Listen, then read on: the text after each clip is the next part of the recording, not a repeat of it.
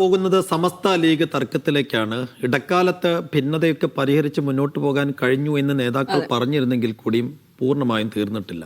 പാണക്കാട് തങ്ങൾക്കെതിരെ വിമർശനം തുടരുന്ന ഉമർ ഫൈസി മുക്കത്തെ ശാസിക്കുകയാണ് സമസ്ത നേതൃത്വം. ഉമർ ഫൈസി മുക്കത്തിന്റെ പരാമർശം അപമര്യാദയാണെന്നും മേലിൽ ആവർത്തിക്കരുതെന്നും നേതൃത്വം ശാസിച്ചു. പ്രസ്താവന നടത്തിയതിൽ പരിഹാരം ഉടൻ വേണമെന്നും സമസ്ത പ്രസിഡന്റ് ജിഫ്രി തങ്ങൾ ഉൾപ്പെടെയുള്ളവർ ആവശ്യപ്പെട്ടു. പൈതൃകത്തിന് എതിരായിക്കൊണ്ട് ഇവിടെ ആരാ പ്രവർത്തിക്കുന്നത്?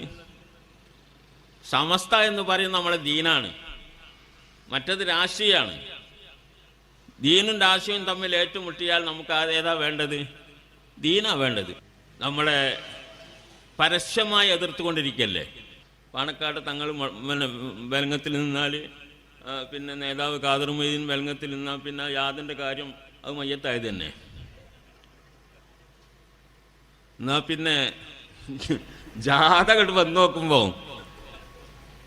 പുടിങ്ങല്ലോ പെറ്റിച്ചല്ലോ കയ്യിൽ നിന്ന് വിട്ടുപോകുള്ളത് എന്ന് തോന്നി. അതാണ് ഉണ്ടായത്. പിന്നെ ഞാൻ പറയില്ല, നിങ്ങൾ മനസ്സിലാക്കിയാൽ.